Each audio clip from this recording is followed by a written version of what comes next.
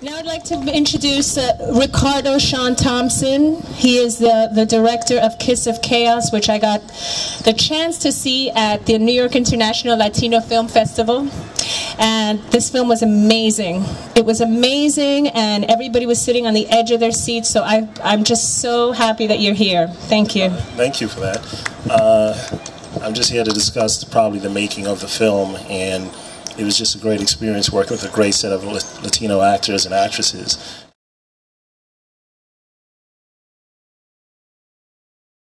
My mission basically is to make thrilling, exciting films featuring Black and Latino actresses in really strong roles. And why I personally write with actresses in mind in these roles is because majority movies that I watch, I always see the female roles are just girlfriends, wives. That's just being a woman. That's just being what you are every day. It doesn't require any stretching, any performance. If you're the abused wife, you're the abused wife, but you're still a wife. You're not the gun-toting, bank-robbing, but you still have a baby in your arm. You're not playing these really interesting characters. So basically the stories I write feature is to give actresses an opportunity to really stretch and grow, and not just be, when you're 18 you're the girlfriend, when you're 30 you're the mom, and when you're 50 you're the grandmother. It's actually to really grow, and when you're 40 the body of work hopefully at the end of the day will be strong.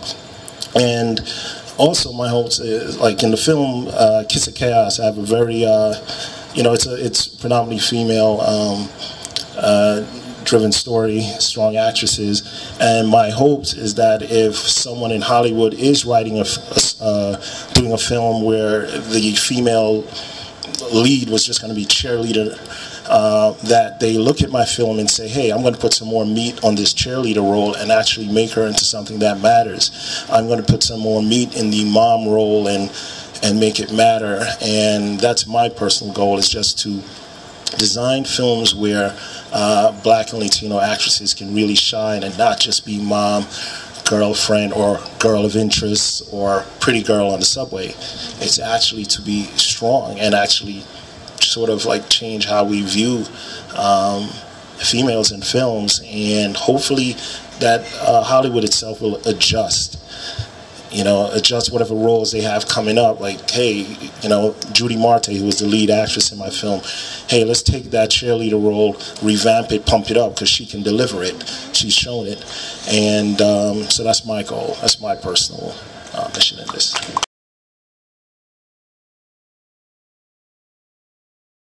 I'm inspired by other filmmakers. I mean, as a kid growing up, it was Steven Spielberg, George Lucas. I wanted to do what they did. And then when I graduated from college, I realized how hard it is to actually make a movie. I became inspired by the independent filmmakers like Frank Reyes, Quentin Tarantino, guys that do it on a shoestring budget but still make exciting films. And it's like watching Empire. I realized I can actually do that, not because it was simple or anything. It's just everything what was in the film was accessible to me. I mean, the Death Star is not accessible to me, but everything what's in that film, I can I can get my hands on. I can do that. When I saw Reservoir Dogs, it's the same thing. I can get a warehouse. I can get everything what's in there. It's at arm's length, and the only thing I had to work hard really on was, other than writing the script, was really choosing talented actresses. I mean, actors and actresses, though. My focus on actresses. But I'm inspired by other filmmakers, predominantly now independent filmmakers. I like hearing how they got their films made, because there isn't any textbook way to do this. There isn't a textbook way to make it, and there isn't a textbook way to be successful in it. What works for the Ministers won't necessarily work for A Kiss of Chaos, and what worked for Reservoir Dogs won't work for Illegal Tender. It's just how it is. You just try to understand your film, understanding where the world is now, and how to put it out there. But it's just the indie filmmakers now are my inspiration, because every day I wake up and I read these stories and I'm like, it's real, it's doable. And whatever journey I'm personally on, they're on their own journey, but it's no different. They just simply have their hill to climb and I have mine. But it's, it's just the fact, that they exist in the indie filmmakers. So those are my inspirations.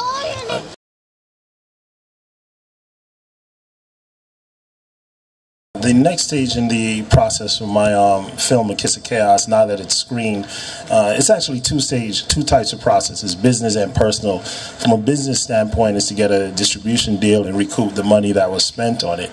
And how I hope to do that is I'm planning an LA screening and inviting acquisitions people, agents, and so forth. Anyone who could write a check or get it to someone who can write a check and get it in the theaters, get it to anybody that matters.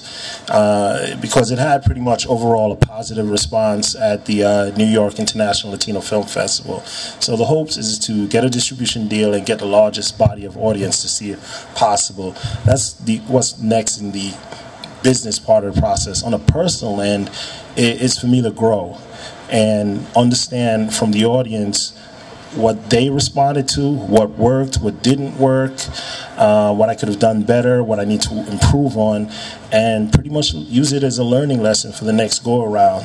That's my own personal thing, is to actually, in the process, is okay, if I could just reshoot that scene, that moment, recast that actor. Fortunately, in A Kiss of Chaos, I didn't have any problems with the casting. That was solid. And actually one of the very first actors I've ever worked with, and he's one of the best actors on the planet, Mr. Will Sierra, right here. He's here today.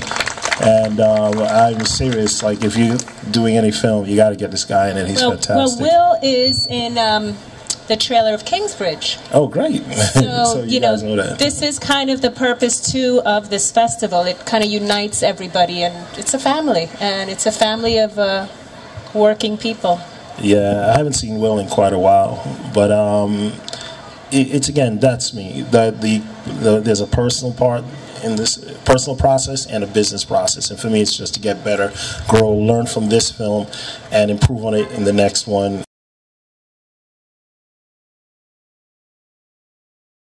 I hope that just by making films, I can inspire somebody else to follow me. Like, I hope I get like really good enough as a filmmaker that the way I felt when I watched Reservoir Dogs, Star Wars, Empire Strikes Back, Apocalypse Now, that someone could watch someone will be watching one of my films and feels just as inspired to, like, I can do that. Even if they're inspired to say, man, I could do better than that crap. Just as long as they're inspired to actually do something that they wouldn't have done if they didn't see my film, whether it's to try to make a better film or a film just as good as, or to just go in a whole different direction, just as long as it, hopefully, something I've done motivates somebody to change their direction.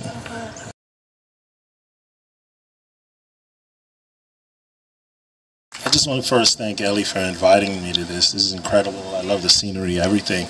I mean, what I have to say, closing, is a summation of what everyone else said. To make films that break stereotypes, that help bring another aspiring filmmaker, actress, or crew member up in this game, where they, bring someone along with you to learn. Also make projects that are commercially successful, so that it, like, Hollywood doesn't view this as just a weak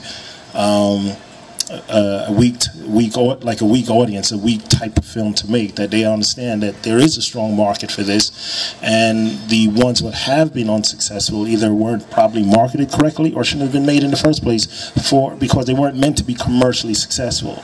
And it's not to say you can't make artistic films, but you can't spend $20 million on an artistic film and be upset if it makes $1 million. It was supposed to make $1 million. If you're going to spend a certain volume of money on a film, make sure it is the type of film that can recoup it, so that Hollywood recognizes that there is an audience for it, and that they don't judge, okay, say this Latino film fails for some reason. If it happened to black films early on too. If a black film failed, that means all black films are failures and shouldn't be made. But no, that was just a bad film, you know, or a film which shouldn't have been made, or a film that was marketed wrong, or so narrow in its thinking as far as who it was trying to target, as opposed to, because at the end of the day, this is still a business, and you have to create successful products for this business. You have to satisfy that need, and then you can move on. And as Adrian, right, said, just do it. Stop talking, just do it. I hate people who talk. Just do it. Just do it, you know, and that's it.